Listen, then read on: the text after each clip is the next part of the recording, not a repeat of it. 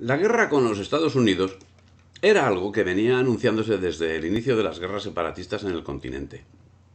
Una situación que se agravó en 1868 cuando, coincidiendo con la Revolución Gloriosa, dio comienzo la Guerra de los 10 Años y con la gestación y desarrollo del filibusterismo. Las circunstancias ya han sido tratadas en otros capítulos y en particular en el anexionismo anglo-usense. En ese sentido, Agustín Aragón, en 1898, señalaba que en el Weekly Picayune de 28 de julio de 1894, entre otros párrafos de un artículo, hallamos lo siguiente: anexión a Cuba, pero no independencia completa para los cubanos. Los sentimientos de humanidad exigen la anexión para salvar a la isla de los horrores de la anarquía que seguirían al conceder la independencia a un pueblo dividido entre sí y dividido por cuestiones de raza, incapaz de gobernarse a sí mismo en la vida privada e incapaz, por consiguiente, de conducirse bien en la vida pública. De ese párrafo pueden sacarse algunas conclusiones. La primera, la voluntad de anexionarse la isla, y la siguiente, el racismo que siempre ha caracterizado a los WASP, blanco, anglosajón y protestante de sus siglas en inglés. De los WASP, tanto usenses como de otras latitudes. Un racismo que se ha cobrado tantos millones de vidas que nos hacen ver en los mismos a los mayores genocidas de la historia, con diferencia abismal sobre los segundos.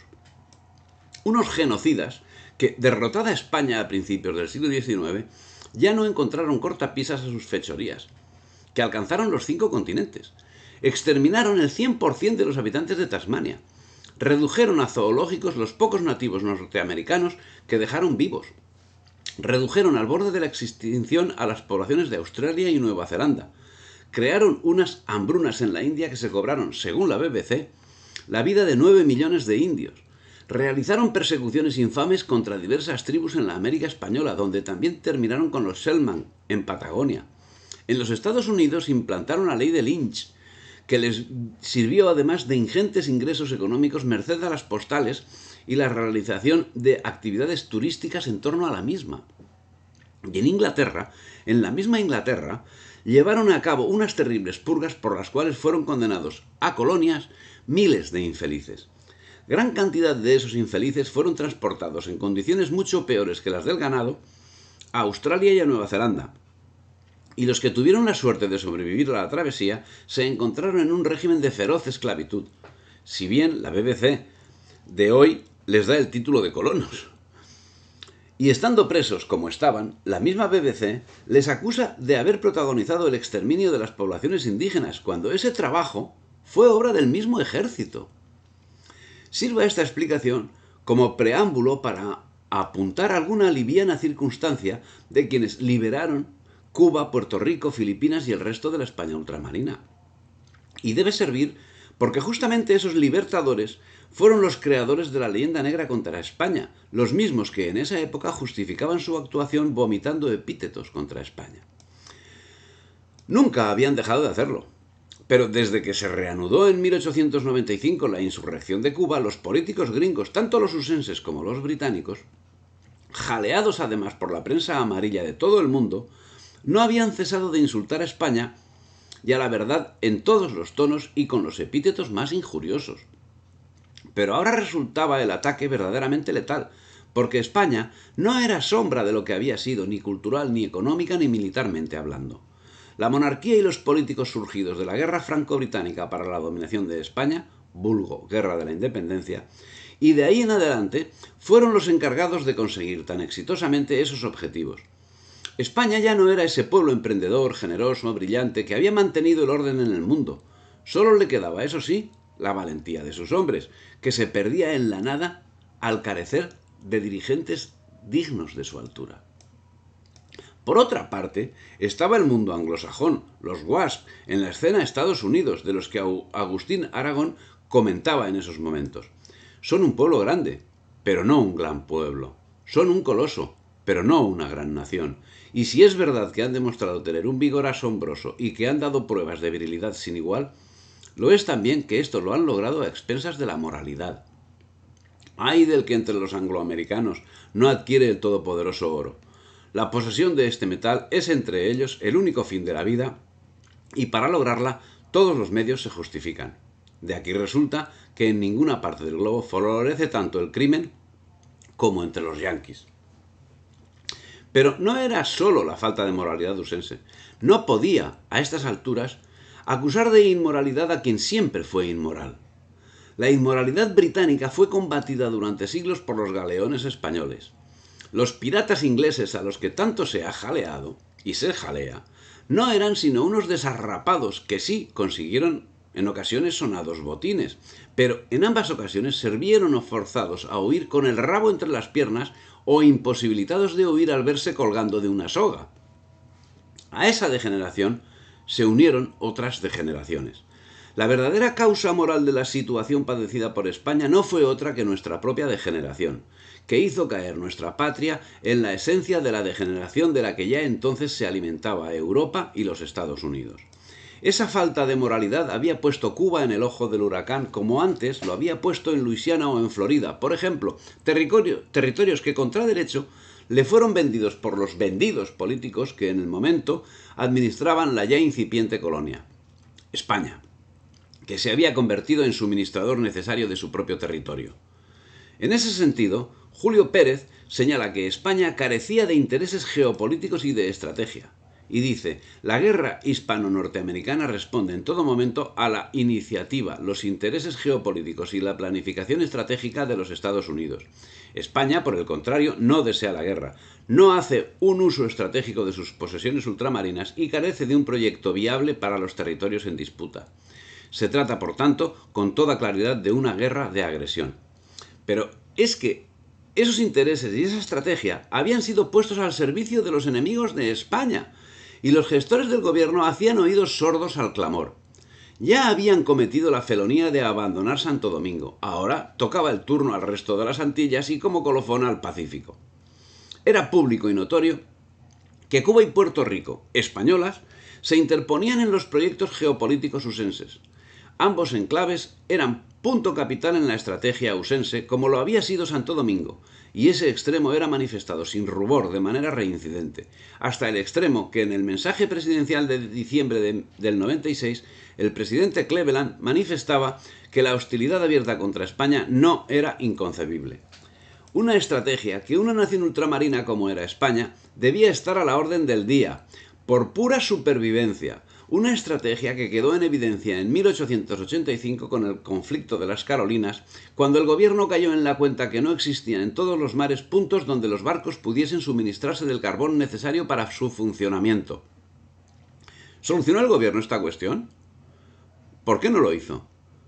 Tal vez, solo tal vez, por el mismo motivo que saboteó el proyecto del submarino Peral o por el mismo motivo que los secretos del destructor de Villa Amil fueron revelados a Inglaterra.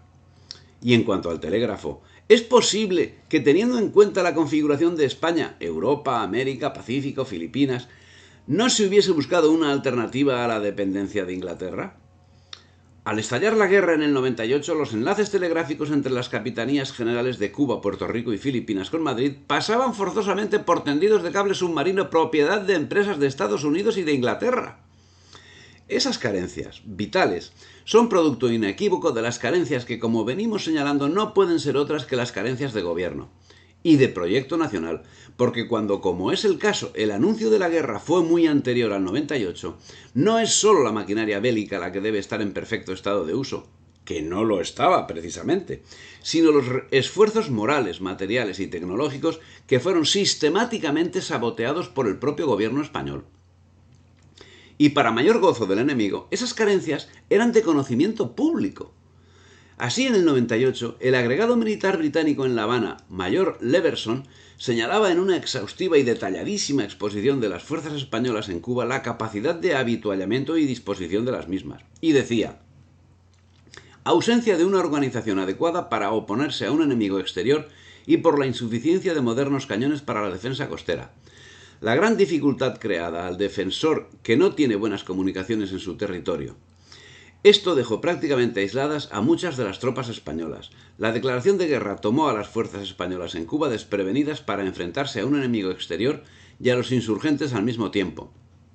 Y en la reorganización de las principales unidades con la distribución y adecuación de las tropas existentes. Por consiguiente, no existía uniformidad en la composición de los cuerpos del ejército, división y brigadas. A juzgar por la presencia de tropas en el interior, una amplia disposición de efectivos de infantería habría sido incapaz de cubrir largas distancias sin grandes pérdidas, estando algunos de ellos más en el hospital que en filas, debido a la malaria y la escasez y mala alimentación. Además, sus vestidos se hallaban en muy mal estado y algunos estaban casi sin zapatos y botas.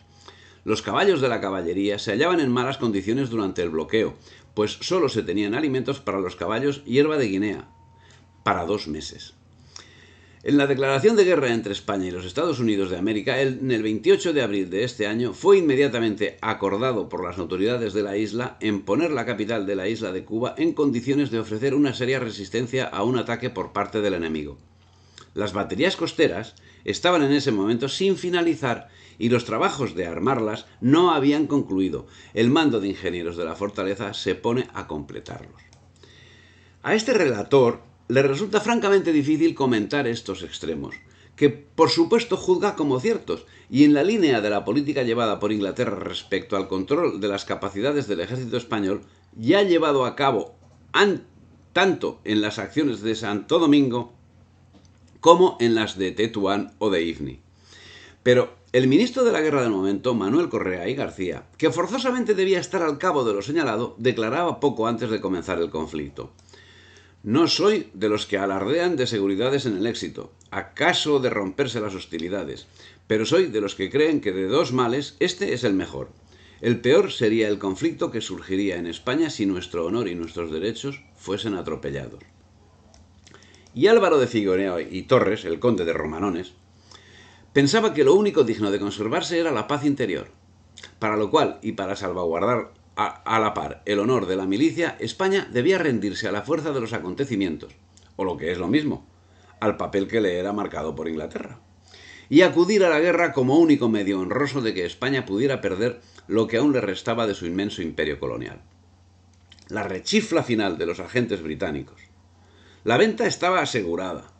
La labor de todo un siglo había sido sus frutos. Habían conseguido desarmar a España y llevarla a una situación de guerra internacional. Ahora carente España de armada, de organización, de gobierno, de espíritu combativo y de fe, tocaba sacrificar algunas vidas más de entre los ya desfondados españoles y los objetivos estarían totalmente conseguidos. No era esa la situación en los Estados Unidos, donde el 24 de diciembre del 97, más de mes y medio antes de ser volado el Maine, era enviado un escrito al teniente general Miles. La misiva, llena de desprecio, comenzaba diciendo: esta secretaría, de acuerdo con la de Negocios Extranjeros y de Marina, se cree obligada a completar las instrucciones que sobre la parte de la organización militar de la próxima campaña en las Antillas le tiene dadas, con algunas observaciones relativas a la misión política que como general en jefe de nuestras fuerzas recaerá en ustedes. Y seguía diciendo: Puerto Rico constituye una isla feracísima, estratégicamente situada en la extremidad oriental de las Antillas y a mano para la nación poseedora que sea dueña de la vía de comunicación más importante del Golfo de México, el día, que no tardará en lucir, gracias a nosotros, en que sea un hecho la apertura del Istmo de Darién. Esta adquisición que debemos hacer y conservar nos será fácil porque al cambiar de soberanía, considera, tiene más de ganar que de perder, por ser los intereses existentes allí más cosmopolitas que peninsulares. Y seguía: nuestra política se concreta a apoyar siempre al más débil contra el más fuerte, hasta la completa exterminación de ambos, para lograr anexarnos la perla de las Antillas. Y esa política se concretaba en esos momentos en que de los Estados Unidos y particularmente de Nueva York salieron 63 expediciones filibusteras para fomentar y sostener las insurrecciones, tan ruinosas y mortíferas para la isla como para España entera. Sirva lo relatado a modo de plantear la situación y pasemos a relatar los hechos, crudos y dolorosos, de una manera estrictamente secuencial. El 1 de enero del 98, concedida por el gobierno de Sagasta, se instaura la autonomía en Cuba. Su gobierno, compuesto por Gálvez, Zayas, Rodríguez, Sáenz, Ibáñez y Gobín, inició negociaciones con Estados Unidos para llevar a cabo un tratado de comercio. La misma carta era aplicada en Puerto Rico. El resultado de este decreto fue negativo. Los revolucionarios usaron de poner su actitud y aceptar el armisticio, y el Consejo de Gobierno cubano consideró una falta de consideración que sin su consentimiento se publicara tal bando. En estos momentos, Rafael María de Labra, Barbosa, del Valle, Fernández Juncos, Salvador Amell y otros formaron el Partido Autonomista Puro o Partido Ortodoxo. En estos primeros días de enero, la agitación llegó a tal grado que Lee, el cónsul usense en La Habana, pidió barcos a su país para proteger las vidas y haciendas de sus compatriotas en vista de los motines que se sucedían en la capital de Cuba. Pero esa agitación había sido provocada por el mismo embajador usense a través del periódico separatista El Reconcentrado. El mismo Lee cursó un telegrama en el que informaba: turbas capitaneadas por oficiales del ejército español, infame, ni uno solo asistió a la algarada, atacaron hoy las redacciones de 4 periódicos que abogan por la autonomía. A esta hora, una tarde, continúa el motín. Mucha excitación que puede conducir a serios disturbios. La dificultad empezó entre los que se oponen a la autonomía y hasta ahora todo lo que se hace es contra los que abogan por ella. En este momento el motín está aplacado, pero circulan muchos rumores de que se renovará. El consulado está bajo la protección de hombres armados. Supe ayer que unos cuantos amotinados declararon a gritos su propósito de marchar a nuestro consulado. Puede necesitarse la presencia de buques de guerra. Se me dice que las tropas de que se ha llenado el palacio para proteger al general Blanco gritaron también «muera la autonomía, muera Blanco». Si se demostrara que las autoridades no pueden mantener el orden, salvar vidas y que los americanos y sus intereses corren peligro, deberán mandarse a este puerto buques de guerra a cuyo fin bueno será estén preparados para ponerse en camino enseguida. José María González Bernat no duda en llamar mentiroso a este embajador usense. No podemos continuar sin formular la más solemne y enérgica protesta, el más violento mentís, a la atroz impostura que se advierte en estos despachos del señor Lee, especialmente en lo que se refiere a la sedición del ejército al grito de «muera Blanco», su ilustre general en jefe entonces.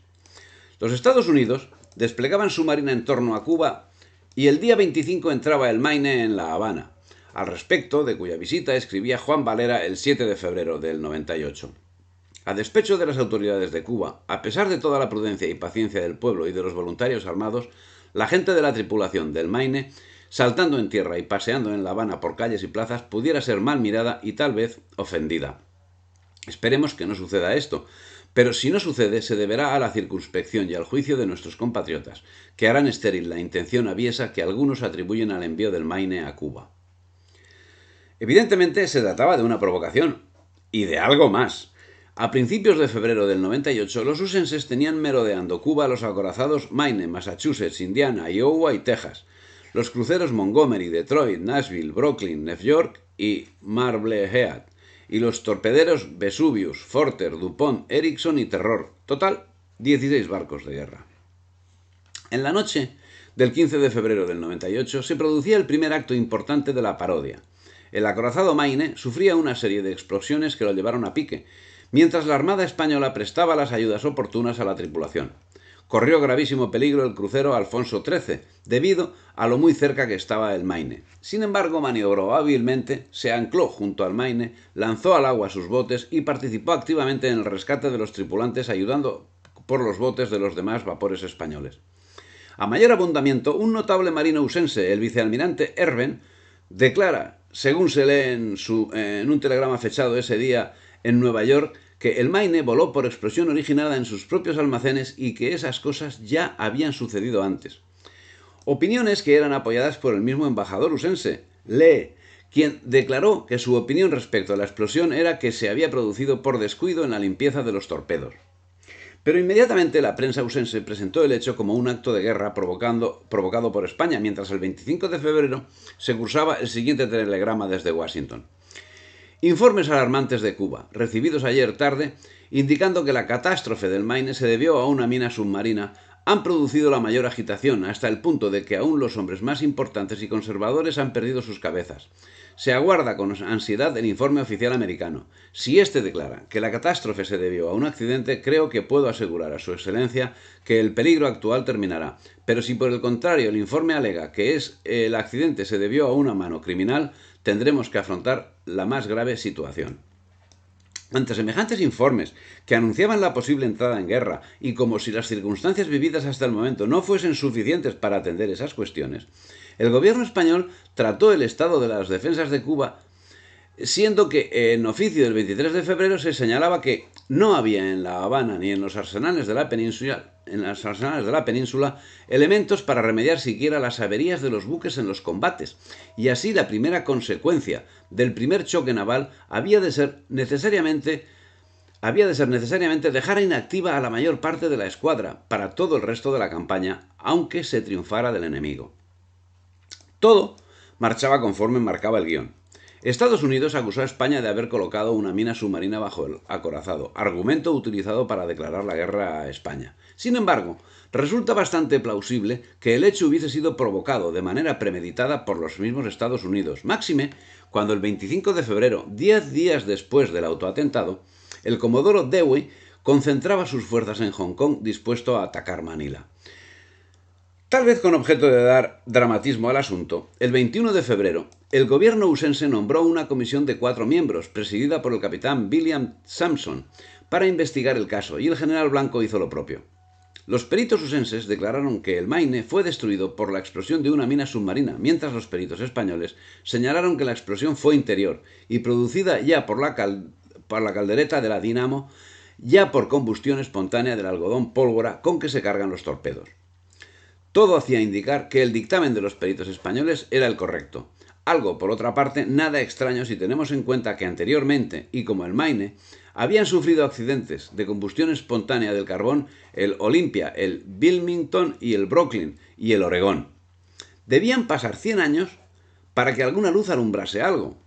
En documentos desclasificados en el 1997 y en relación al asunto del Maine se reconocía: se ha previsto una serie de incidentes bien coordinados a tener lugar en y alrededor de Guantánamo para dar apariencia genuina de ser hecho por fuerzas cubanas hostiles. Pudiéramos hacer volar un barco estadounidense en la bahía de Guantánamo y culpar a Cuba. Pero debía seguir la tragedia. El día 2 de marzo se concentró en Hong Kong una armada husense y el día 8 una tercera escuadra husense cercaba Cuba. España solo tenía en Cuba el Vizcaya y el Oquendo. El 10 de marzo, el nuevo ministro plenipotenciario de España en Washington, Polo de Bernabé, tomó posesión de su cargo y el 16 era informado de que el acopio de armamento que estaba llevando a cabo Estados Unidos no estaba motivado porque quisiese invadir Cuba, sino porque España se estaba rearmando. Mientras tanto, el almirante Cervera, que ante estos acontecimientos había sido encargado de comandar una armada para la defensa de Cuba, señalaba en carta al ministro de Marina fechada el 16 de marzo del 98. En el departamento de Cartagena, donde se organizaba la escuadra, no había el 16 de marzo municiones, pertrechos, carbón, ni víveres, ni nada, y poco más o menos sucedía lo mismo en los otros departamentos. Pero el ministro de Marina hacía referencia al valor de las tropas españolas. El almirante Cervera rebatió uno a uno todos los argumentos del ministro, señalándole que la actuación ordenada conducía inexorablemente al desastre, llegando a remitir un telegrama en el que decía: «Suplico a vuestra excelencia que me permita insistir en lo desastroso que conceptúo las consecuencias de nuestro viaje a América para porvenir de la patria. Así opinan todos estos hombres de honor. Suplico a vuestra excelencia que lea este telegrama, así como toda mi correspondencia oficial y confidencial. El presidente del Consejo para tranquilidad de mi conciencia». De nada servían las súplicas y los consejos del almirante, como de nada servían los informes de otros mandos señalando esa misma realidad. En ese sentido, el general Panda afirmaba que el número de soldados en disposición de pelear en la fecha y en la isla citada no pasaba de 50.000. Si bien añade que no había por entonces más hombres en armas por falta de recursos. En medio de estas consideraciones, el 19 de marzo comunicaba al ministro de Estado que los barcos de guerra Massachusetts y Texas se habían unido al escuadrón que se hallaba en Hampton Roads, que nuevos distritos militares se habían formado en el sur y que un Billy se había presentado en la Cámara añadiendo 103.000 hombres más al contingente de la Armada. El día 22 de marzo, los husenses solicitaron autorización para volar los restos del Maine, autorización que fue denegada. Rara actuación del gobierno español, que podía haber posibilitado el estudio minucioso del caso. Y el 26 de marzo, la propaganda husense hacía público el siguiente comunicado: El ministro de Guerra tiene en su poder comunicaciones de los gobernadores de los estados y comandantes de las guardias nacionales, asegurando que con 48 horas de aviso pueden poner a disposición del gobierno 10.100.000 hombres armados y equipados para el caso de un conflicto. Los sucesos posteriores han demostrado plenamente la falsedad de este despacho, puesto que a pesar de los llamamientos del señor McKinley, no en 48 horas, sino en varias semanas, apenas fue posible levantar un ejército de 125.000 hombres, y gastando mucho más de 100 millones de pesos. El 28 de marzo se hace público el informe de la comisión investigadora, tras lo cual se envía un ultimátum a España que, al ser rechazado, posibilita que el 21 de abril se rompan las hostilidades. El 1 de abril, la subcomisión nombrada por la Comisión de Relaciones del Senado para que dictamine sobre la explosión del Maine, en vista de los documentos de la Junta de Marinos, propuso a la Comisión del Pleno, primero, que se reconociese la independencia de Cuba. Segundo, que España retirase de la isla sus fuerzas terrestres y marítimas. Tercero, que el presidente diese inmediatamente órdenes para hacer cumplir la demanda, empleando para ello todo el ejército de mar y de tierra de los Estados Unidos si España se negaba a la reclamación. Como base de estas peticiones se asentaban los siguientes hechos. Primero, que España era responsable de negligencia, cuando menos al permitir que fuese volado el Maine. Segundo, que la explosión fue preparada por agentes oficiales de España. Pero ni la situación de España, conseguida tras todo un siglo de sabotajes desde dentro, ni por supuesto la voluntad de los gobernantes, podían hacer presumir que las exigencias usenses fuesen a ser rechazadas, por lo que el gobierno español accedió a todas las exigencias, desde la sustitución de mandos y representantes hasta la suspensión unilateral de las hostilidades con los separatistas. La labor del gobierno español consistía en pedir piedad, y el día 9 de abril del 98 los respectivos ministros del gobierno español cursaban un telegrama a sus subordinados en que decía: se han presentado esta mañana en el domicilio del señor ministro de Estado los embajadores de las 6 grandes potencias europeas a manifestarles si, como corolario de las gestiones de sus respectivos gobiernos en Washington, sería conveniente encarecer la aprobación de los buenos oficios ofrecidos por su santidad y, por tanto, la suspensión de hostilidades en Cuba, reiteradamente pedida por el Santo Padre. En su vista, el Consejo de Ministros ha acordado autorizar al general en jefe de aquel ejército para que publique una suspensión de hostilidades por el tiempo que estime prudencial para preparar y facilitar la paz. Entiende el gobierno que debe dirigirse a usted haciéndole saber esta importante resolución del gobierno que, pedida por su santidad y aconsejada por dichas grandes potencias, deje a salvo el honor militar y la dignidad de España sin lastimar sus innegables derechos en la Gran Antilla. En idéntico sentido se telegrafió al gobernador general de Cuba ordenándole que redactara un bando concediendo el armisticio. Pero los acontecimientos eran otros. El día 16 de abril el Senado usense votó por la guerra cuando 2 días antes el gobierno español abrió una suscripción popular para el fomento de la marina. La convocatoria de una rifa para componer una armada que llevaba olvidada un siglo y que reiteradamente había sido saboteada. Inventos militares de primer orden, arrumbados y cedidos a Inglaterra, caso destructor y caso submarino, donativos millonarios que habían sido dilapidados en no se sabe exactamente qué, y cuando la situación era de muerte cerebral, el gobierno abre una suscripción. Tal vez alguien encuentre alguna justificación. Rifas y petición de clemencia solo podían acarrear una respuesta. El 17 de abril Estados Unidos manifestó que quería el reconocimiento inmediato del gobierno de Masson. Y como réplica, el general Ramón Blanco, obedeciendo instrucciones de la reina regente, publicó el bando siguiente: el gobierno de su majestad, accediendo a los deseos expresados por el Santo Padre León XIII y encarecidos por los embajadores de las 6 grandes potencias de Europa, ha resuelto, para preparar y facilitar la paz en toda la isla, decretar la suspensión de hostilidades, ordenándome que así se haga público. Por lo tanto, dispongo. Artículo 1. Decláranse suspendidas las hostilidades en todo el territorio de la isla desde el día siguiente en que se reciba este bando en cada localidad. Artículo 2. Los detalles de ejecución y el plazo de duración de la tregua se determinarán por instrucciones especiales comunicadas a los comandantes generales. Mientras tanto, los peritos españoles ultimaban su informe sobre el acontecimiento del Maine. Con fecha 18 de abril, los marinos españoles, en cumplimiento de su deber, elaboraron un informe oficial acerca de la catástrofe. Sus conclusiones eran las siguientes. Primero, En la noche del 15 de febrero próximo pasado, una explosión de primer orden en los pañoles de proa del acorazado americano Maine produjo la destrucción de esa parte del buque y su inmersión total sobre el mismo sitio de esta bahía en que se encontraba fondeado. Segundo, que por los planos del barco se tiene un conocimiento de que no existían en aquellos pañoles únicos que volaron unas sustancias y efectos explosivos que pólvora y granadas de diversos calibres. Tercero, que por los propios planos se comprueba que dichos pañoles estaban rodeados a babor y estribor y parte de popa por carboneras que contenían carbón betuminoso y se encontraban en compartimentos inmediatos a los referidos pañoles y, al parecer, simplemente de ellas separados por mamparas metálicas. Cuarto, que repuesto en todos sus instantes por testigos el hecho apreciable de la explosión en sus manifestaciones externas y acreditado con estos testigos y peritos la ausencia de todas las circunstancias que precisamente acompañan a la detonación de un torpedo, solo cabe honradamente asegurar que a causas interiores debe la catástrofe.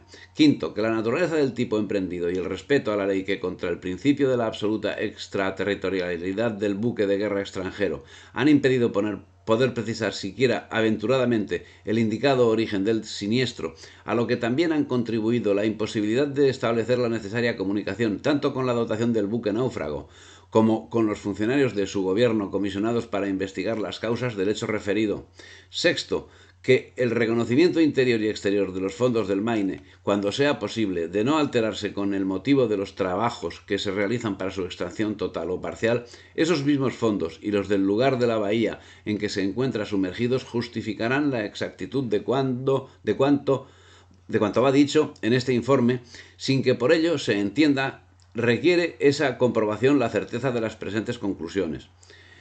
Creyendo haber llenado todos los requisitos prevenidos en el artículo 246, título 24, capítulo primero de la Ley de Enjuiciamiento Militar de Marina, por lo cual, y de orden de vuestra excelencia, se han seguido estas actuaciones, tengo el honor de pasarlas a sus superiores manos para que vuestra excelencia resuelva lo que sea de justicia. Firma Pedro del Peral.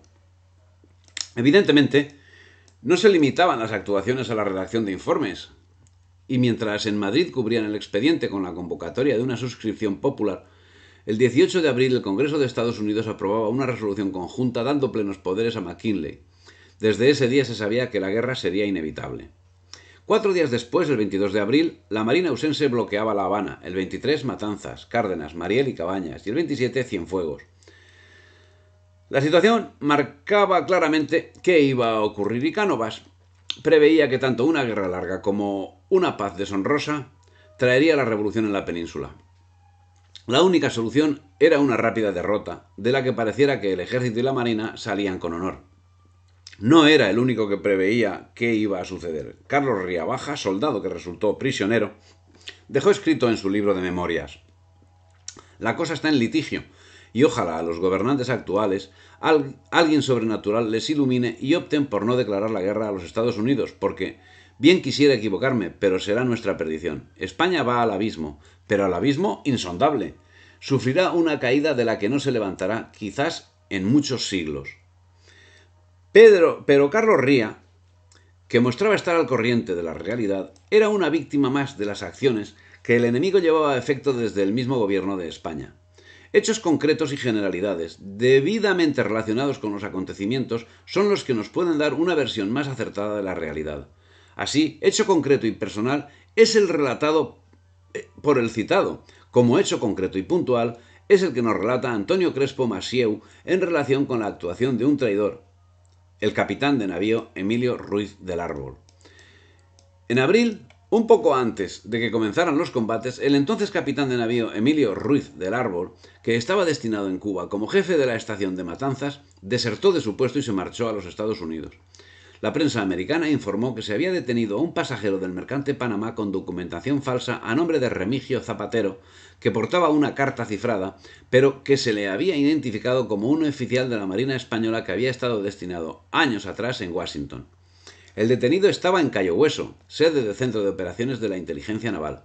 La prensa ausense no volvió a informar sobre este asunto. La prensa española sí que informó de la presencia en Washington, en plena guerra, de Emilio Ruiz del Árbol, que se alojaba en el mismo hotel en el que lo hacían los congresistas forasteros y de su posterior viaje a Nueva York. Precisamente, en Washington habían ahorcado por esas fechas a un ciudadano inglés sospechoso de ser espía a favor de España. En 1899, tras firmarse el armisticio, regresó a España. Ni en Estados Unidos ni en España le fue aplicado el Código Penal Militar, tal y como suele hacerse con los presuntos delitos de deserción, espionaje o traición. Bien al contrario, sería recompensado con la Orden de Carlos III. Y cuando resulta que esos hechos concretos y puntuales coinciden con la realización de unos acontecimientos de una envergadura muy superior, podemos llegar a sacar conclusiones. ¿Es posible que un soldado se dé cuenta de una situación de tan evidente importancia para el ser de la patria que muerde las carnes y el gobierno no se entere? ¿Es posible que un reconocido traidor sea condecorado por ese mismo gobierno? Todos eran conscientes de la situación, por lo que desde el 20 de abril las Cortes se hallaban reunidas en sesión permanente para intentar hacer frente al conflicto bélico. La declaración oficial de guerra se produjo entre el 21 y el 22 de abril. En esos momentos no solo Cuba, sino cualquier lugar de España estaba absolutamente desprotegido, corriendo riesgos evidentes Filipinas, las Carolinas y todo el Pacífico, Canarias, Baleares. Y además se debían 11 meses de sueldo a los oficiales y a la marinería de la escuadra. Pero es que además, el 16 de marzo del 98, el almirante Cervera había señalado en carta al ministro de Marina que el departamento de Cartagena, donde se organizaba la escuadra, no tenía municiones, ni pertrechos, ni carbón, ni víveres, ni nada. Y poco más o menos sucedía lo mismo en los otros departamentos. Y como ya queda señalado más arriba, en oficio de 23 de febrero, había señalado que no existía en toda España material para atender las averías de los buques. Pero el ministro de Marina, Segismundo Bermejo, respondía así a las demandas del almirante Cervera. No es tan considerable la diferencia de tonelaje entre nuestra escuadra y la de los Estados Unidos, contando en ella algunos de nuestros buques de La Habana disponibles para combatir. En base a esta argumentación, de nada sirvieron las advertencias del almirante Pascual Cervera en lo referente a la verdadera situación de la Armada, como tampoco sirvieron las advertencias de otros mandos militares como el general de Marina Gómez Imaz y Lazaga, o el general Mulder y Mozo, que se oponían a la salida de la escuadra de Cervera en las condiciones en que fue enviada.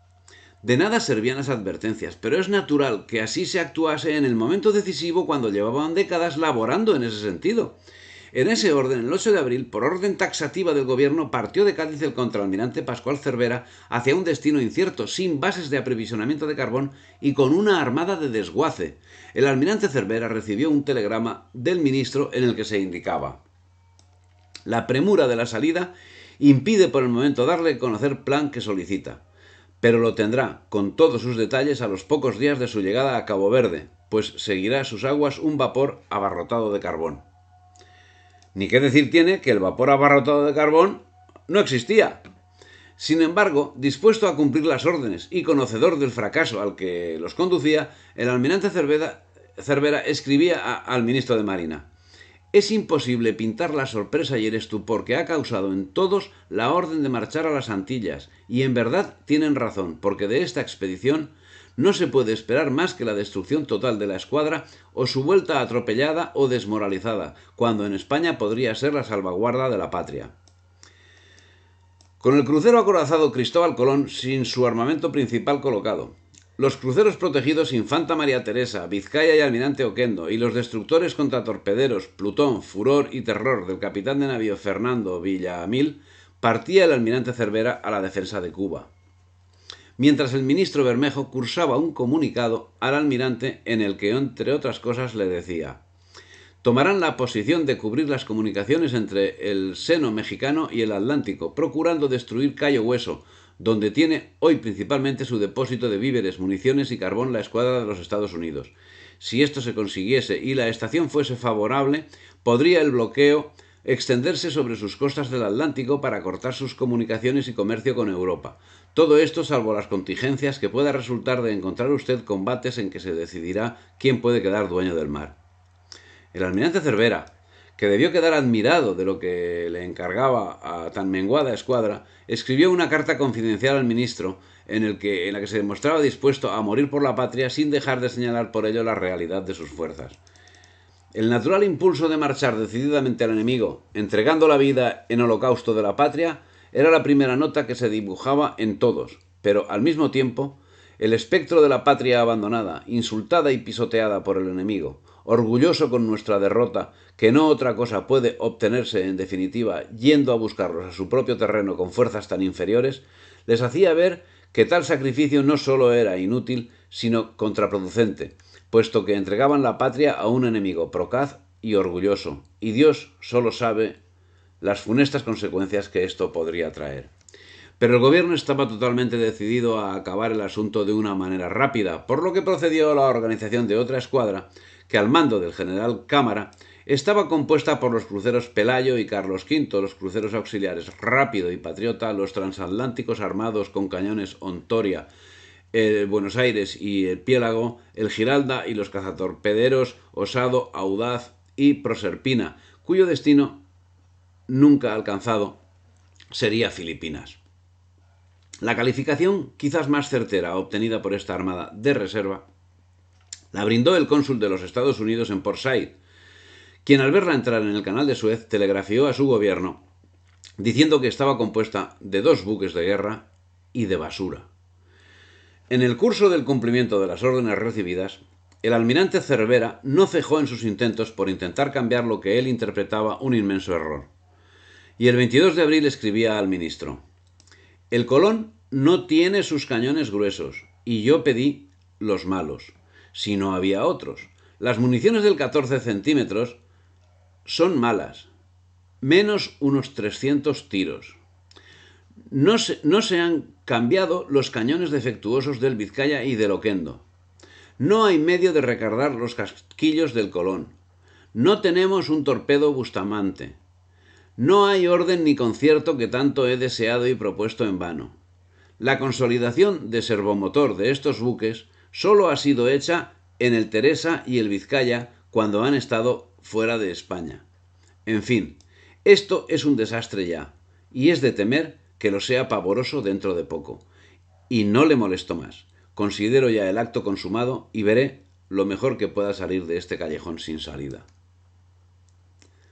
Y lo reafirmaría en carta privada dirigida a su hermano poco antes de partir de las islas de Cabo Verde hacia San Juan de Puerto Rico, por orden del ministro Bermejo. El almirante Cervera estaba convencido que un enfrentamiento directo con la flota ausense sería un total desastre dada la manifiesta inferioridad y disminuida operatividad de la Armada española. Inútil, estéril, calificó al sacrificio a que eran condenados las tripulaciones y los buques de su escuadra. El crucero acorazado Cristóbal Colón, sin su armamento principal colocado, los cruceros protegidos Infanta María Teresa, Vizcaya y Almirante Oquendo, y los destructores contratorpederos Plutón, Furor y Terror del capitán de navío Fernando Villaamil. Sin embargo, el gobierno y la prensa alardeaban de poseer una armada superior a la de los Estados Unidos, y eso lo hacían no precisamente por el desconocimiento de la realidad, pues durante años habían recibido la debida información y eran conscientes que desde 1883 hasta 1896, 13 años, las botaduras llevadas a cabo en los Estados Unidos más que quintuplicaban las botaduras de barcos llevados a efectos por España, como también eran conocedores que en piezas de gran calibre la proporción era de 7,7 a 1 a favor de los Estados Unidos. Desde que la guerra entre España y los Estados Unidos fue un hecho, difícil es decir cuánto se habló y se dijo de la escuadra española, o mejor de las escuadras, pues nadie ignora las 1000 noticias que sobre compra de buques dieron los periódicos, al extremo que de haberles dado crédito, nuestra Marina de Guerra hubiera sido muy superior a la americana en número y calidad. Y es que había mucho más, porque en 1894 ya fue expuesta nuevamente la cuestión en las Cortes por el diputado Díaz Moreu, quien afirmó que la Armada Española solo disponía de 3 barcos en condiciones de combate, y estos de escaso rendimiento. Pero era otra voz que clamaba en el desierto. El gobierno de Sagasta no solo no adquirió nuevos barcos de guerra, sino que suspendió los trabajos de los arsenales, y así llegó el mes de abril, y los barcos que en octubre se encontraban en construcción o en reparación seguían en la misma situación medio año después. El único intento del gobierno español consistía en mantener su imagen. Tal vez por eso, el 14 de abril, el embajador español en el Vaticano solicitaba al Papa que adoptase alguna medida para impedir la guerra con los Estados Unidos, al tiempo que se comunicaba a los embajadores españoles en París, Londres, Viena, Berlín, Roma, San Petersburgo y el Vaticano la sensacional noticia recibida de Washington. Pero todo señalaba que la actitud del gobierno español no era más que un acto de maquillaje para conseguir mantener su estatus durante y sobre todo después de la tragedia que estaba teniendo lugar ya. Se trata de una afirmación muy fuerte. La traición del gobierno español es un extremo que casi nadie se atrevía a señalar en el momento. Pero es un hecho cierto que el sabotaje continuado a los proyectos de la defensa nacional estaban procediendo de las más altas jerarquías del Estado. Cierto que durante todo el siglo, pero particularmente intensificadas desde los últimos 10 años. Por si las muestras de esta traición han quedado poco señaladas a lo largo del presente trabajo, a estas alturas de 1898, la información de los pasos dados por España eran conocidos anticipadamente por los Estados Unidos. El 16 de abril recibían de Madrid una carta en la que se incluía una relación de toda la escuadra de guerra y auxiliares de la Marina Española anotadas, sin error alguno, todas sus ventajas y deficiencias, así como los movimientos efectuados por aquellos buques y muchos de los que pensaban realizar. La prensa daba cuenta del número de torpedos, 190, que se enviaron a Cuba, señalando los puntos en que serían ubicados dichos torpedos. Toda esta información fue facilitada por el exministro Beranger. El cónsul americano en Cádiz remitió también valiosísimas informaciones, pero no tan importantes como las de Beranger. Beranger, el primer responsable del fracaso del submarino, era el informante, pero sobre Beranger, inexcusablemente, había alguien más. ¿Quién estaba por encima de Beranger? Esa es la pregunta. El 18 de abril del 98, las cámaras de representantes usenses adoptaron una resolución conjunta que disponía que, primero, el pueblo de la isla de Cuba es y de derecho debe ser libre e independiente. Segundo, que es el deber de los Estados Unidos demandar, y el gobierno de los Estados Unidos por la presente demanda, que el gobierno de España inmediatamente renuncie a su autoridad y gobierno en la isla de Cuba y retire de ésta sus fuerzas de tierra y mar.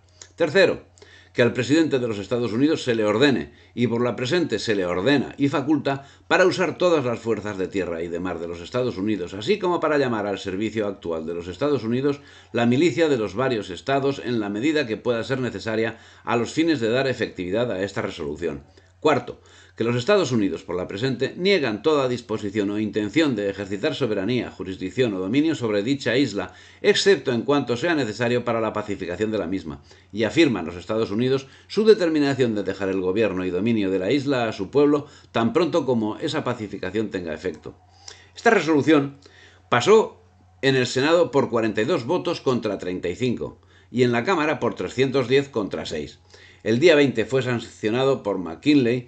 Acto seguido, el 20 de abril, el gobierno usense envió un ultimátum a España, en el que decía: se ha proporcionado a usted el texto de las resoluciones aprobadas por el Congreso de los Estados Unidos el 19 del actual, relacionadas con la pacificación de la isla de Cuba.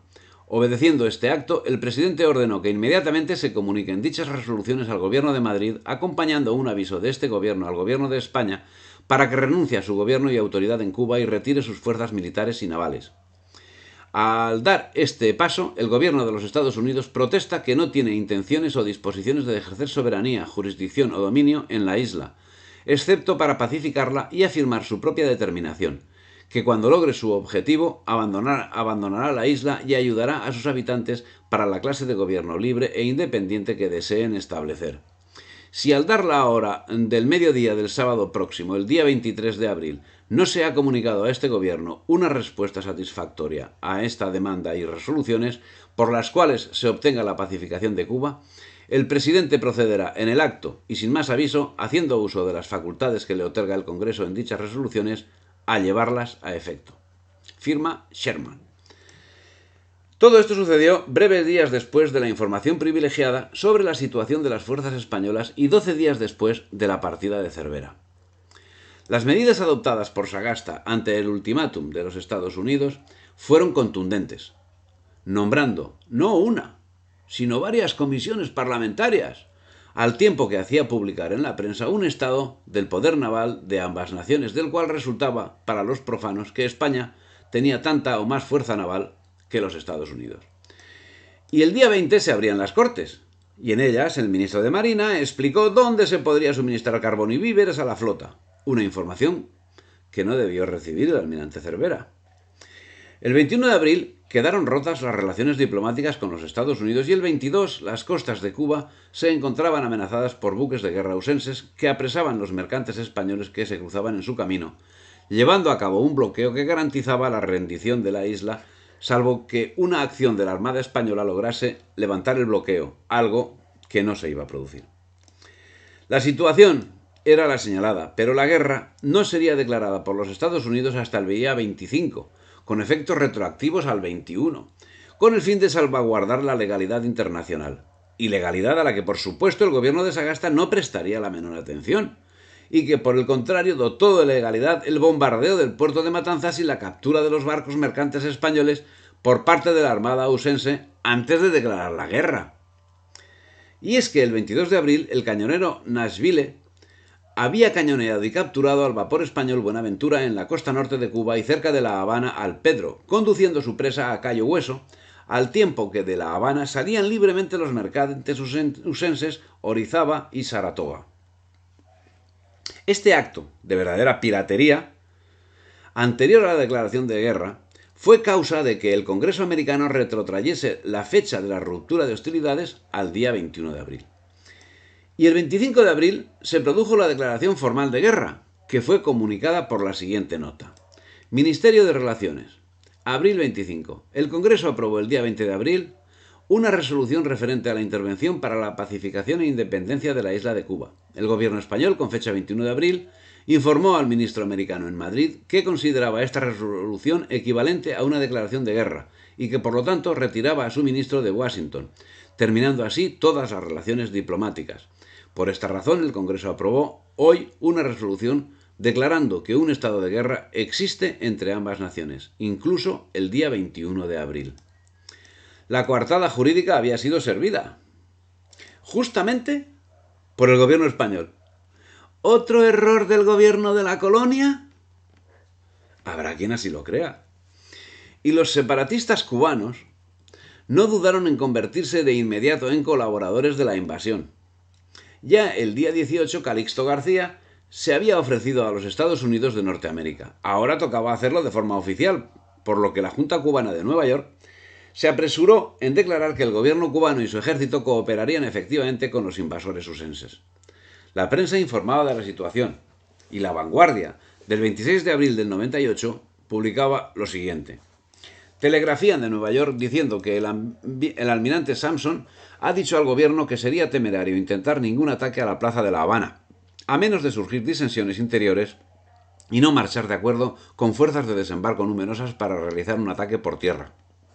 Por ahora, se limitarán los yanquis a un bloqueo lento pero continuo, procurando utilizar las fuerzas navales que operan de acuerdo con los grandes buques de la escuadra para apresar en detalle los barcos españoles mercantes. Aunque se habla ya en todos los círculos de que las primeras operaciones tendrán lugar en Filipinas de acuerdo con aquellos rebeldes, háblase también de un importante ataque a Puerto Rico. Reina confusión inmensa en los espíritus y contribuye poderosamente a este estado de los ánimos la carencia absoluta de noticias sobre el movimiento y planes de nuestra marina. Comunican también de Nueva York que los torpederos norteamericanos que van con la escuadra que bloquea La Habana se encuentran en situación muy difícil. Al navegar les entra agua por todas partes, posibilitando casi las operaciones de a bordo. Por este motivo, las tripulaciones de dichos barcos llevan 80 horas sin poder dormir. Dicen de Nueva York que en los círculos oficiales de Washington preocupa mucho la atención el fijar la fecha en que ha comenzado la guerra. El presidente McKinley opina que España dio por declarada la guerra al dar los pasaportes a Mr. Woodford. Añade que al saber España que el presidente había declarado que aprobaba la resolución del Congreso, ipso facto debía dar por declarada la guerra. Los centros diplomáticos opinan lo contrario, afirmando que el acto de España suponía solo ruptura de relaciones. El gobierno norteamericano se ha incautado del cable de Cayo Hueso, ejerciendo rigurosamente la censura. Dícese que pronto será cortado el cable de Cuba a la Jamaica para dejar incomunicada la Gran Antilla. Si, como dicen los telegramas de Hong Kong, la escuadra americana salió con dirección a Manila el día 23, puede encontrarse frente a la capital del archipiélago el día 27, o sea, pasado mañana miércoles. El escenario estaba perfectamente preparado. El comodoro Dewey estaba en Hong Kong esperando la orden para atacar Filipinas. La orden la recibió el 27 de abril, el día que bombardearon Matanzas y Cárdenas, y luego Cienfuegos y también San Juan de Puerto Rico, siendo que en todos los casos no hubo ningún resultado, lo que en el siglo XXI debe ser tenido en cuenta por el mundo hispánico.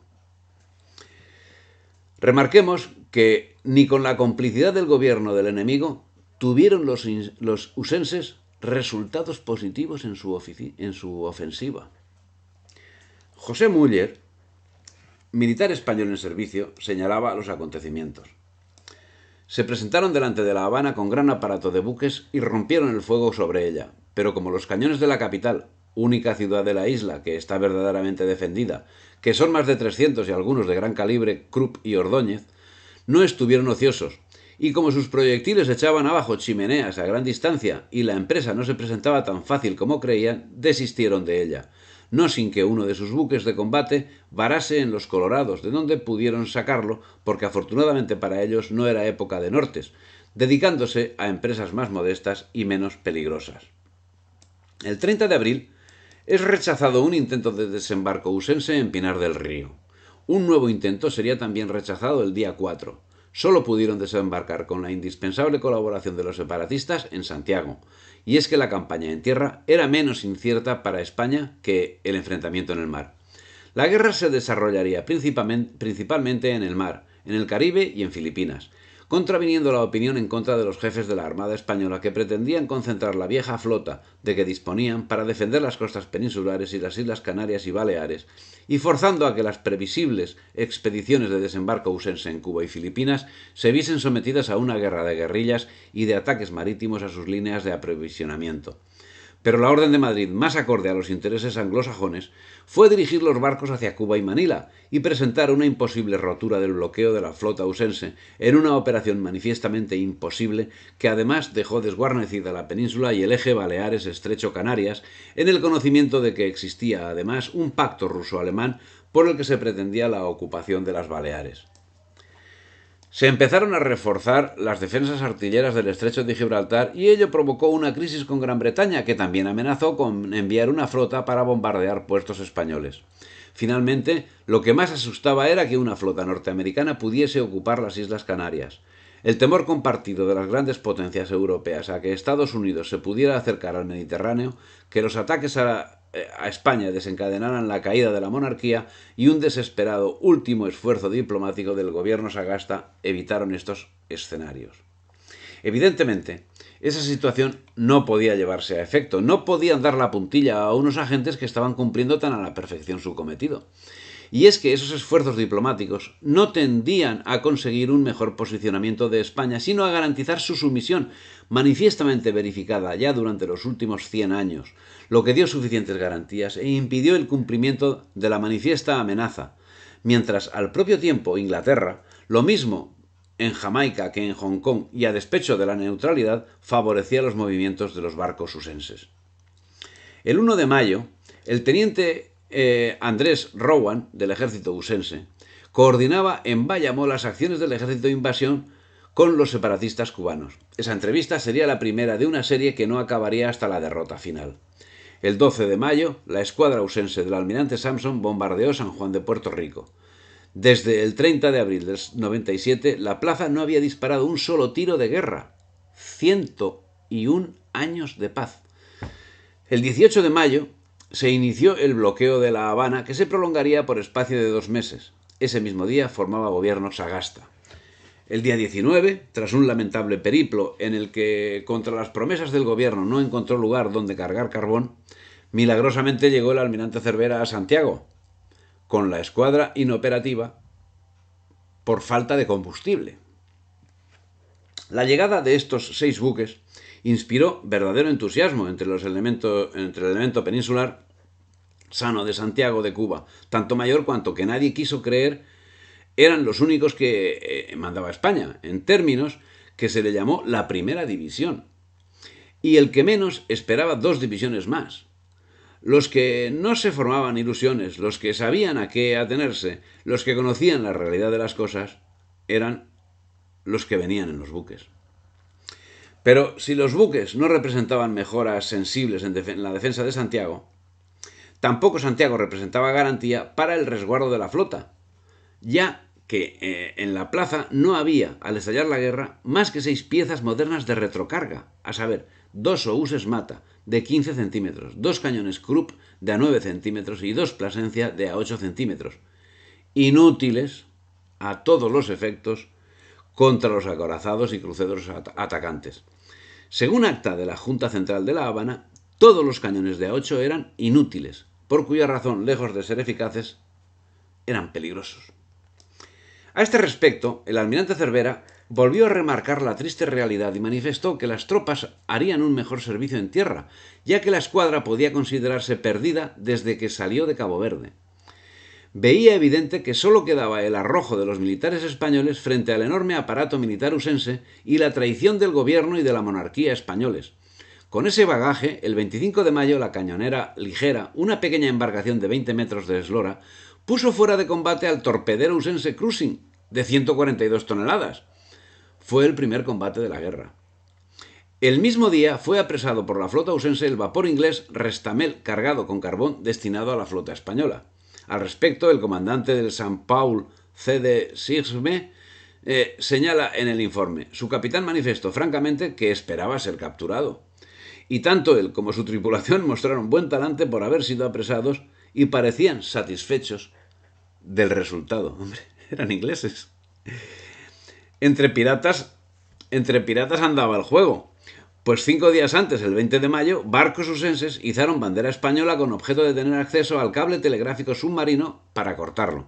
Un acto de guerra, sí, que no sería reprobable como tal si no hubiese sido llevado a cabo mediante actuaciones de claro matiz pirático. El 25 de mayo, el almirante Pascual Cervera envió un telegrama al ministro de Marina en el que señalaba: estamos bloqueados.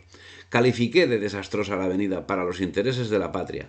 Los hechos empiezan a darme la razón. Con la desproporción de fuerzas es imposible ninguna acción eficaz. Tenemos víveres para un mes. El 1 de junio fue bombardeada La Habana. La entrada al puerto la hace idónea para ser defendida, pero del mismo modo es imposible salir al no estar artilladas sus defensas naturales, y eso impidió la debida respuesta de la renqueante Armada Española. Las piezas de artillería no tenían el alcance debido, por lo que la armada usense se mantuvo alejada del fuego mientras disparaba a placer.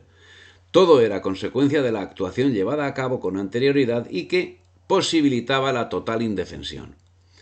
Se saboteaban los proyectos industriales novedosos que demostraban su efectividad, caso del submarino, de las minas y del destructor, y se dejaban obsoletas las defensas, no por desconocimiento de su necesidad, sino por motivos que nunca fueron aclarados. Y en Santo Domingo la situación era todavía peor, pues si La Habana estaba artillada con cañones anticuados, esa ventaja tenía sobre la segunda ciudad en importancia de Cuba. Al respecto señala José Muller: no se pensó nunca en artillar este puerto, a pesar de la conducta de los Estados Unidos con España. Así no había cañones en él, aunque sobraban estudios y proyectos, todos buenos, que las autoridades militares de Cuba jamás pudieron hacer ejecutar por la sencilla razón de que el gobierno jamás llegó a disponer que se realizasen. Así, al igual que en La Habana, en Santiago, donde llegaron a concentrarse 63 buques, tuvo lugar un bombardeo el 1 de junio en el que la escuadra usense se colocó fuera del alcance de la débil artillería de costa, más peligrosa para los servidores que para los usenses. Cómo salir de aquella situación era la cuestión principal de Cervera. Tenía una armada que, si inferior en servicio, podía enfrentarse a los usenses si hubiese tenido combustible.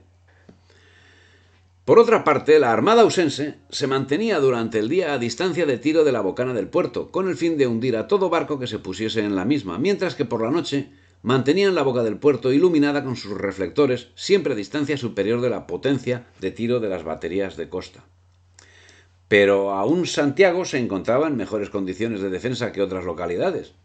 Damián Isern señala que en Cárdenas, por ejemplo, dice un testigo de mayor excepción, no había en tierra, cuando atacaron los barcos norteamericanos, ni una sola batería, nueva ni vieja, ni ningún cañón de calibre, pequeño o grande, ni siquiera piezas de artillería de montaña. Y añade, el que esto escribe fue comisionado al día siguiente del combate para conducir a Cárdenas y situar en las riberas de aquella bahía los morteros de bronce, cónicos, de 32 centímetros, 2 cañones de bronce de 8 centímetros y 4 cañones de bronce comprimido de 9 centímetros.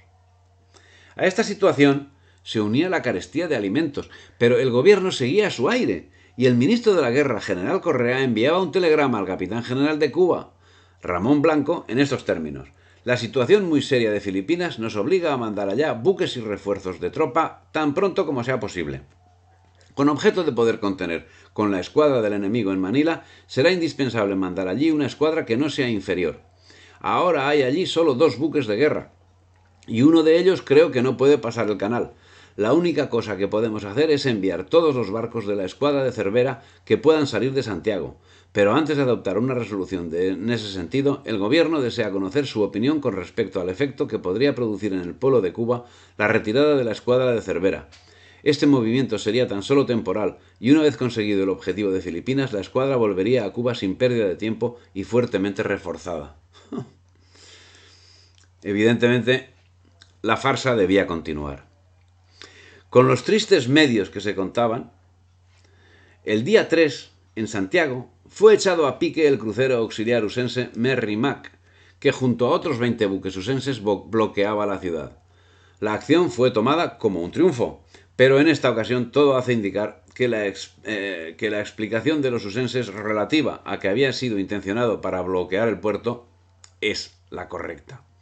Sin embargo, José Muller señala que a los 2 meses de declararnos la guerra a los yanquis, basándose para ello en que nosotros tardábamos en terminar la insurrección de Cuba, aún no ha puesto en pie en la isla uno solo de ellos, a pesar de dominar el mar en absoluto, por carecer de buques que oponer a los suyos. Solo hay en Cuba 4 de combate, y a pesar de hallarse Cayo Hueso tan cerca de la Antilla, y de contar con el apoyo de los insurrectos. Recuérdese que la guerra fue declarada el 21 de abril y el 21 de junio aún no se había llevado a efecto desembarco alguno. Pero también es cierto que se produjo una avanzadilla el 7 de junio, cuando 600 soldados usenses, apoyados por fuerzas separatistas, desembarcaron en Guantánamo y tomaron el mando de estas, según acuerdo con los Estados Unidos. Este ejército sería derrotado el día 12. Finalmente, el 20 de junio desembarcaron en Daiquiri, según plan trazado por Calixto García, y con la colaboración de los separatistas, 17.000 usenses al mando del general Shafter. 4 días más tarde serían rechazados por el ejército español. Con la cabeza de puente asentada en Daiquiri, a 30 millas al este de Santiago, dio comienzo a la invasión usense en Cuba el 22 de junio.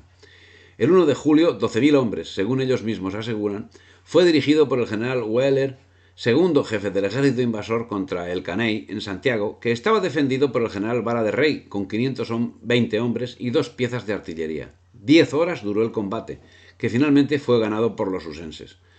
De los 520 defensores del Caney, solo se retiraron unos 80, maltrechos en su mayor parte. El ejército invasor perdió 436 hombres. En las lomas de San Juan se sucedía otro combate similar, donde murieron 358 españoles y 1.012 usenses. En el enfrentamiento, 3 compañías de españoles solo contaban con fusiles y machetes, mientras los usenses llevaban además 3.000 separatistas y un fuerte apoyo artillero. Paralelamente, se desarrollaba acción similar en San Juan, y el 2 de julio Santiago fue escenario de un nuevo enfrentamiento. 2.000 españoles contra 23.000 gringos. De oro, dijo Shafter, que había sido el día para ambos ejércitos. La verdad es que la acción de los soldados españoles debe estar escrita con letras de oro en el libro de la historia. Los usenses quedaron al fin dueños del campo, cierto, pero no podía ser de otro modo. Su fuerza se componía de 17.000 soldados usenses a las órdenes de Shafter y 5.000 separatistas bajo el mando de Calixto García. Nuestros soldados combatieron en la terrible proporción de 1 contra 11. La invasión estuvo a punto de abortarse, pues estas victorias pírricas hicieron que el general usense Shafter no se atreviese a asaltar Santiago y se plantease seriamente abandonar la campaña. Tan era así que el 3 de julio el general Shafter emitió telegrama al secretario de la guerra usense indicando, entre otras cosas: yo pienso seriamente en retirarme y tomar posición a 5 millas próximamente sobre las alturas entre el río San Juan y Siboney. Y la Junta de Generales, convocada por Shafter, redactaba un acta en la que decía: nosotros, los que abajo firmamos, somos de opinión unánime de que este ejército debe ser sacado inmediatamente de la isla de Cuba y enviado a algún otro punto de la costa de los Estados Unidos. Sabemos que el ejército no está en condiciones de ejecutar un movimiento hacia el interior. Pero en su auxilio salió el general Ramón Blanco, que el día 2 ordenaba a Cervera algo imposible: romper el bloqueo por mar y acudir a La Habana ante su inminente caída. A esta orden respondió el almirante: comprendo el motivo de esas indicaciones, sé que se duda de mi valor, pero tengo tal certeza en el desastre que no saldré del puerto sin una orden terminante y categórica. La orden llegó, y el 3 de julio la Armada Española, en un combate desigual, sufrió una derrota sin precedentes. A los 6 buques españoles encabezados por el crucero Infanta María Teresa, en el que iba el almirante Cervera, se enfrentaron 4 modernos acorazados, 2 cruceros acorazados, un cañonero y 3 cruceros auxiliares. Y es que el libreto de la bufonada debía interpretarse en su totalidad. Quienes podían reclamarlo no dudaron en hacerlo. Así, el 23 de junio, por ejemplo, el señor Romero Robledo se permitió interpelar en el Congreso al ministro de Marina con esta frase: ¿por qué no sale la escuadra? ¿Para qué se han hecho las escuadras sino para perderse? Solo su señoría, le respondió el ministro, ha tenido el no envidiable privilegio de lanzar sus censuras contra el digno almirante, a quien todos aplauden, y para el gobierno, que, reconociendo y utilizando sus especiales aptitudes, le ha autorizado para proceder con aquella libertad que le era indispensable para el mejor acierto. ¿Que por qué no ha salido y por qué no sale la escuadra? Ah, señor Romero Robledo, cuando esta pregunta se oiga en la escuadra o en la enemiga o en Santiago, ¿qué contestaciones se ocurrirán para su señoría? ¿Estaba implicado el gobierno español en una venta fraudulenta de Cuba? ¿Y la oposición? Nunca debió salir la Armada a completar el periplo que completó. Y por supuesto, ya en este punto, nunca debió salir a combatir, debiendo quedarse las dotaciones en tierra, máxime teniendo en cuenta el resultado de los enfrentamientos tenidos con los invasores usenses. Sin embargo, el 3 de julio, la columna de refuerzo española del coronel Escario llegó a Santiago sin municiones ni comida, y el mismo día, obedeciendo órdenes, el almirante Cervera salía del puerto de Santiago con el Teresa, el Vizcaya, el Oquendo y 2 destructores dispuestos a enfrentarse a la escuadra usense compuesta por 4 acorazados y un crucero acorazado, el Indiana, el Oregón, el Iowa, el Texas y el Brooklyn. También el mismo 3 de julio dirigió Shafter el siguiente despacho al general Toral, defensor de Santiago: cuartel general de las fuerzas de los Estados Unidos próximos al río de San Juan, 3 de julio del 98 a las 8:30 de la mañana. Señor, tengo el honor de informaros que si no os rendís, me veré obligado a bombardear Santiago de Cuba. Sírvase notificar a los súbditos de países extranjeros y a todas las mujeres y niños que deberán abandonar la ciudad antes de las 10 de la mañana del día 4. Muy respetuoso y atento servidor, William Shafter, mayor general de voluntarios de los Estados Unidos. Se cursó la notificación y suponía que abandonarían la ciudad solo los enemigos y cuanto más los indiferentes, pero nunca que al amparo del amplio permiso concedido desertaron no solo aquellos habitantes que alardeaban de mayor lealtad, sino también los voluntarios no movilizados y los bomberos en su inmensa mayoría, y aún las corporaciones y empleados de todos los ramos, salvo honrosísimas excepciones. La desbandada fue general, quedando Santiago de Cuba casi desierto. ¿Y qué se les podía echar en cara cuando estaban viendo la actuación de un gobierno que estaba tramando la derrota? No es de extrañar que todos, jóvenes y viejos, sanos y enfermos, saliesen semidesnudos y sin alimentos, huyendo de una muerte segura, ante el convencimiento de que en breve espacio de tiempo sería bombardeada la ciudad, que en breve sería tomada por los invasores, que sin lugar a dudas les permitirían seguir en sus hogares. ¿Qué tiene de extraño este pensamiento en una sociedad sin principios? Solo quedarían los héroes para defender el honor. Los demás no cuentan. Pero al fin, esos héroes supieron morir con las botas puestas, y quienes huyeron para cobijarse a la sombra del invasor, ahí se encontraban, sí, amontonados como cerdos, sin tener que comer ni dónde cobijarse. Como hemos visto, esa misma fecha, 3 de julio, se cumplía la orden del gobierno, y la escuadra de Cervera salía dispuesta a ser hundida. Estaba compuesta por 6 buques: el Infanta María Teresa, el Almirante Oquendo, el Vizcaya, el Cristóbal Colón, el Plutón y el Furor, el más antiguo de 1890. 4 de ellos desplazaban 7.000 toneladas y la velocidad iba de los 16 a los 26 nudos. Con un armamento total en el proyecto. Que esto es información del Estado, esto es información del gobierno. Entonces, conforme hemos hablado anteriormente, este armamento que vamos a relacionar no es cierto. Pero en fin, en principio, según los papeles, con un armamento total de 6 cañones de 280 milímetros, 30 de 140, 76 de menor calibre y 33 lanzatorpedos. Bien, aún con ese informe sobrevalorando el armamento, hay que compararlo con la Armada Usense. La Armada Usense se componía de 7 navíos. Da igual, o sea, la de España era 6 navíos, 17 navíos, bueno, da igual, porque el séptimo era de poca envergadura. La Armada Usense se componía de 7 navíos, el más antiguo de 1886 y el más moderno de 1896, siendo que los otros estaban más cercanos del 96 que del 86, con un desplazamiento que iba de las 11.552 toneladas el Iowa al Gloucester con un desplazamiento de 800 toneladas.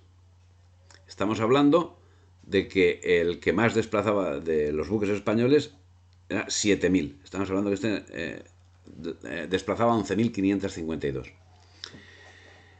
6.400 toneladas desplazaba el Texas, Indiana y Oregón, más parecido a los que más desplazaban de la Armada Española. 10.230 toneladas desplazaba el Brooklyn.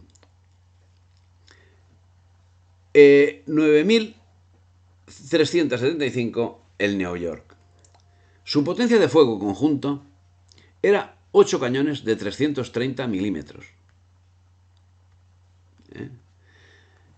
Contra los 6 supuestos de 280 de la Armada Española.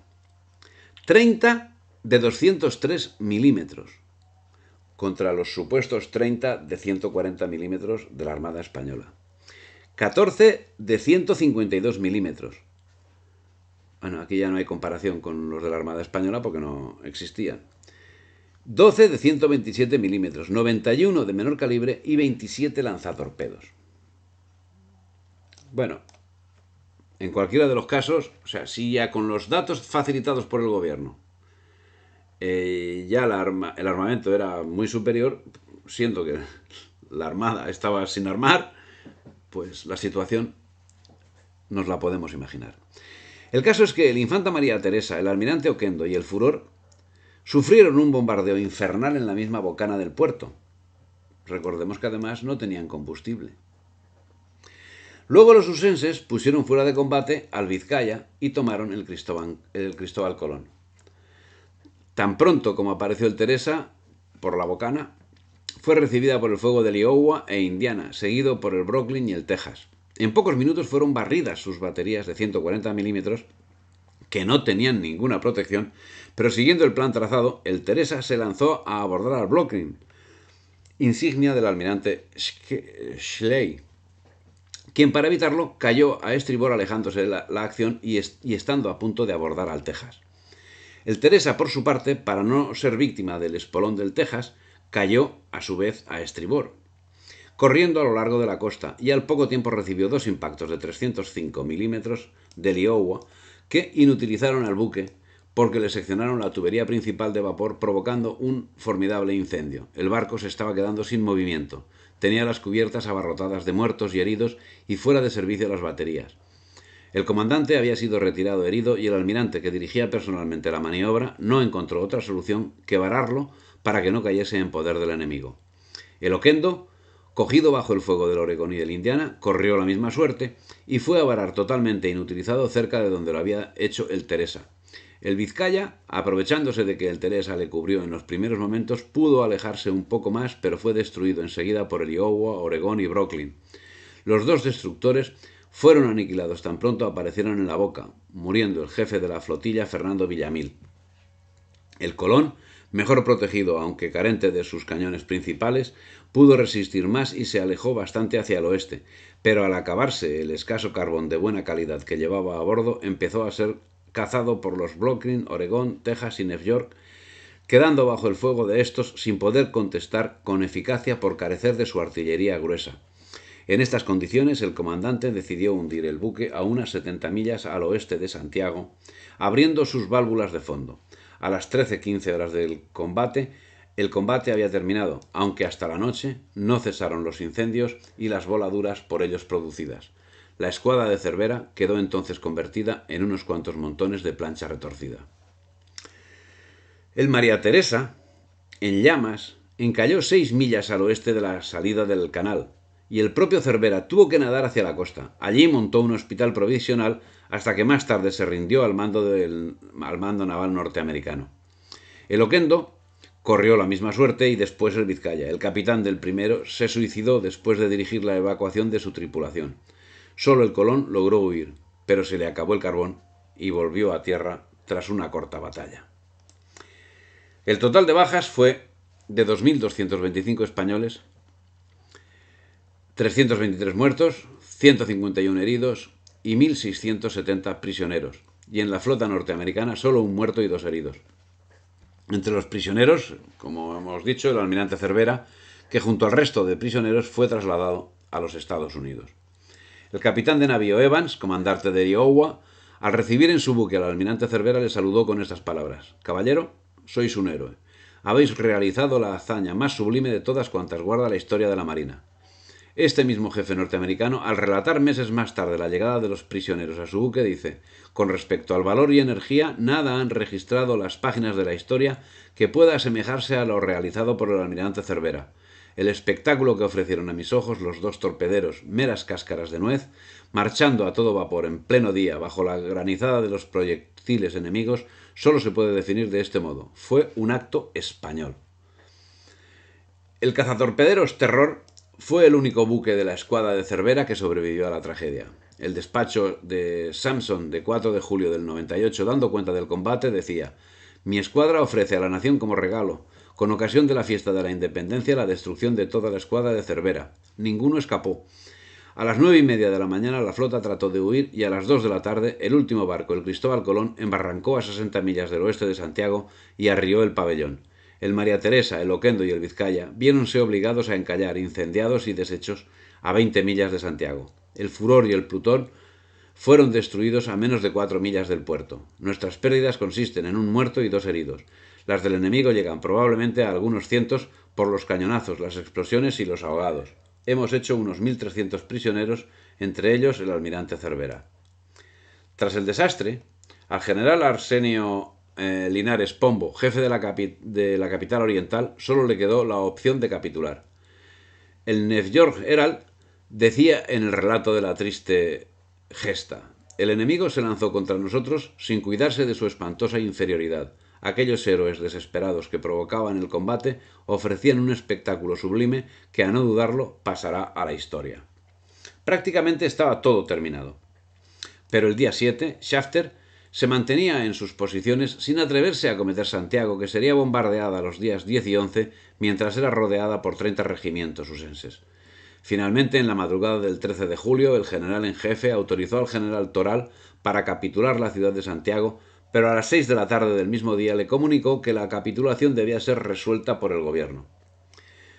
El día 15 recibió la autorización y el día 16 capituló Toral, al tiempo que el ministro de la Guerra, general Correa, contradecía su misma orden del día anterior. Quedaba manifiesta la categoría moral de los ministros, y en concreto del ministro de la Guerra y del Gobierno en pleno. Se cumplía la máxima de que orden más contra orden igual a desorden, con el añadido de que en Río Revuelto el ministro pretendía cargar sobre las espaldas de Toral toda la responsabilidad derivada de la rendición de Santiago. Esta actitud de indecisión del gobierno español tuvo su compensación por el inesperado trato de los militares usenses, que para despecho de la clase política española no dudaron en reconocer el aplomo y el honor de los vencidos. Tan es así que en el acta de capitulación firmada el día 16 se incluyó un anexo que dice: reconociendo la caballerosidad, valor y gallardía de los generales Linares y Toral y de las tropas de España que tomaron parte en las acciones que se han librado en las cercanías de Santiago, como se ha demostrado en dichas batallas, nosotros, los abajo firmados, unánimemente nos asociamos para solicitar que conceda a estos bravos y caballerosos soldados el privilegio de volver a su patria llevando las armas que tan valerosamente han defendido. José Boeller, mayor general; Lawton, mayor general; Mindley, teniente ayudante. Y no es de extrañar tal reconocimiento, ya que la plaza supo resistir la acometida de la escuadra que bloqueó el puerto de Santiago de Cuba al mando del almirante Sampson